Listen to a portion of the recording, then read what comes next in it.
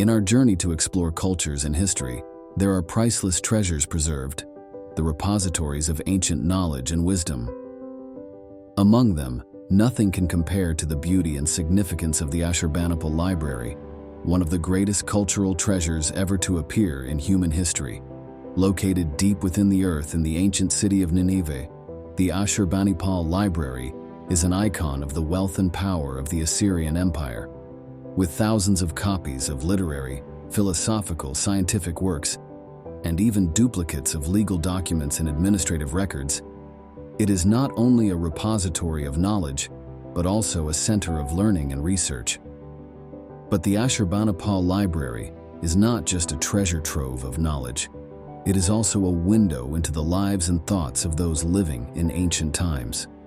From classic literary works to daily scribbles, each object in this library is a precious piece in the larger tapestry of Assyrian culture.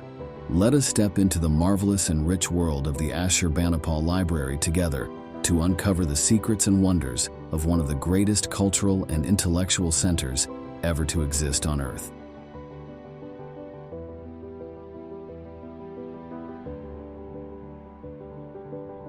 In the course of history, the collection and preservation of knowledge from ancient times has always been an integral part of honoring and disseminating cultural values.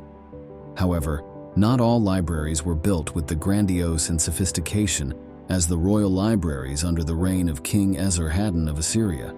Previously, Assyrian kings often constructed small libraries to serve administrative and religious purposes. These places typically contained basic texts related to tax collection and worship, lacking in scholarly or creative significance. Previous kings often entrusted the responsibility of knowledge preservation to temples or established small libraries in various regions. However, with the rise of Neo-Assyria, interest in scholarship and record-keeping began to grow. Assyrian rulers began focusing on building large and powerful royal libraries with the purpose of gathering documents related to divination and predicting the future. While considered superstitious or spiritual today, divination was regarded as an integral part of knowledge and culture in the past. In Assyria, foreknowledge of the future was seen as a means to maintain power and stability. Kings believed that grasping destiny and predicting forthcoming events could help them prepare for and even alter the future. Therefore, the construction of royal libraries to collect documents related to divination became extremely significant. In the ancient world, understanding the future often relied on divination and prophecy methods, utilizing both astronomy and ritualistic ceremonies. King Sargon II of Assyria is known to be one of the first kings interested in divination. He built a library in the capital city of Dur-Sharrukin to collect documents related to these methods. However, when Esarhaddon, the grandson of Sargon II, ascended the throne, he faced numerous challenges and pressures. Esarhaddon was plagued by a series of delusions and fears, particularly concerning the wrath of the gods due to the mistakes his father had made in Babylon. He lived in the shadow of omens and prophecies, and astrologers spent much time consoling him. During this time, astrologers from cities such as Ashur, Kalhu, Nippur, Babylon, etc., sent reports on astronomical phenomena and signs to scholars in the capital city of Nineveh. This information was collected and preserved in areas of the palace, and later used as source material for the king's personal library and his scholars. However, relying on these reports was not entirely reliable, as there were instances of fraud and errors in interpreting celestial signs. Esarhaddon's father, Sennacherib, had destroyed Babylon, and Babylonian scholars held animosity towards him, often disseminating inaccurate information about him. Esarhaddon attempted to redeem his father's mistakes by rebuilding Babylon and the holy shrine of the god Marduk. This was also aimed at appeasing the wrath of the gods and bringing peace to his soul.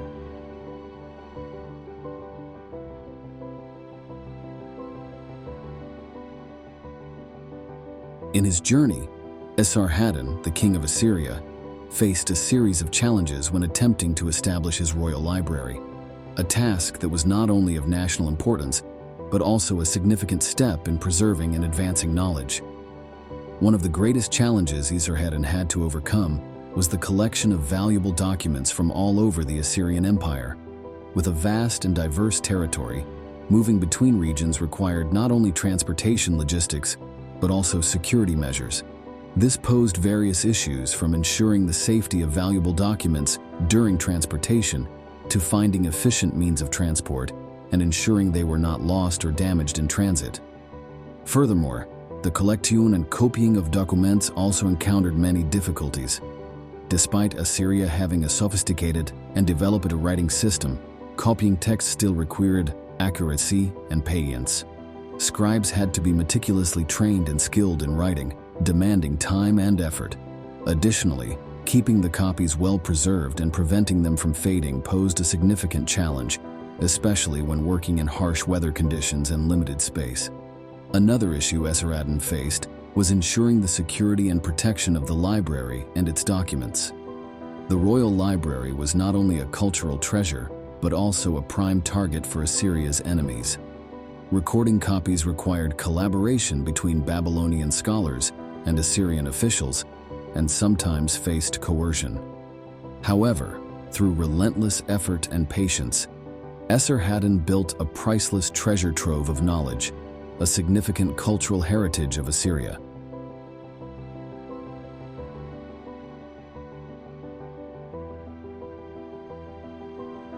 In 660 BCE, the royal library of Nineveh under Ashurbanipal witnessed significant growth.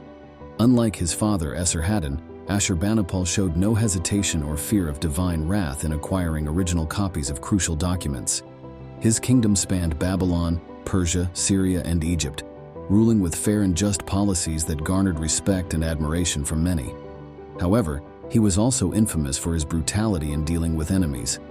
Initially not predicted to succeed his father Esarhaddon due to other princes ahead of him, Ashurbanipal was appointed Prince of Assyria and his brother Shamash-Shumukin as the heir to Babylonia upon his older brother's death in 672 BCE.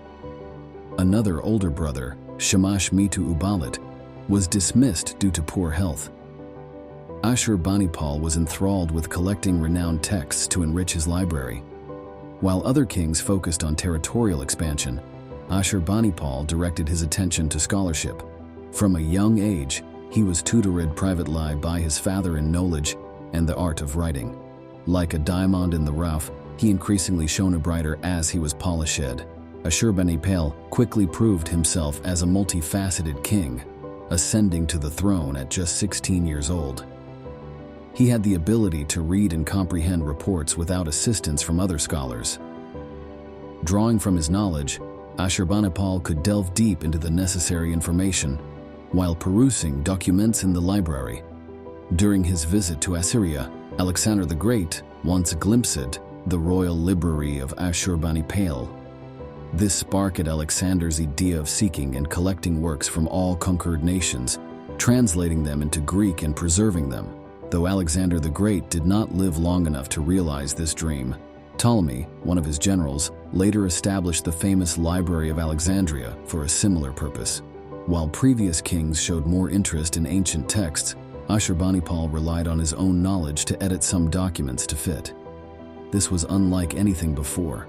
The entire history of Mesopotamia was considered to have been created by gods or legendary sage scholars from ancient times, so no king, not even a king, had the right to modify them. Ashurbanipal regarded himself as equal to the great scholars of the past. Interestingly, Ashurbanipal's grand library was built with the purpose of exploration and preservation of knowledge to perpetuate the monarchy in the Assyrian Empire indefinitely.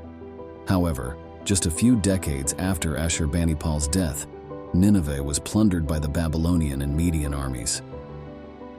As the city burned, its grand library also perished in the flames.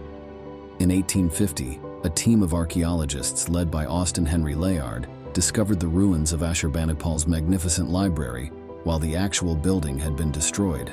The library consisted of two small rooms located inside the royal palace of King Ashurbanipal, measuring 48 ma'tau and 42 ma'tau, respectively. Outside the chambers was a massive bas-relief depicting the god Dagon standing guard. Many ancient texts from the library remained intact, although most were fragments made of hardened clay. An impressive number of 30,000 clay tablets were found and are currently being preserved. While most of the language was written in Babylonian, there were also significant amounts written in Assyrian and Sumerian. The discovered documents can be categorized into three main groups. The first group comprises scholarly texts, including astrology, rituals, medicine, religion, and mythology literature. The centerpiece is the Epic of Gilgamesh and important documents from the Sumerian era. The second category includes reports, records, and ominous events in astrology, often used to support the king's decisions. Lastly, the third group consists mostly of administrative documents and correspondence, such as letters to foreign governors, tax records, and population surveys. These documents are incredibly valuable in reconstructing the workings of the state in the Neo-Assyrian period. In the Epic of Gilgamesh, beyond portraying the initial human existential ponderings, Gilgamesh brings forth many other intriguing aspects after 3,000 lines of verse. Gilgamesh's contemplations extend beyond personal anxieties about life and death, about permanence and transience, about gain and loss, about love and enmity. In 612 BCE, a coalition including Babylonians, Scythians, and Medes attacked and destroyed the city of Nineveh of the Neo-Assyrian Empire.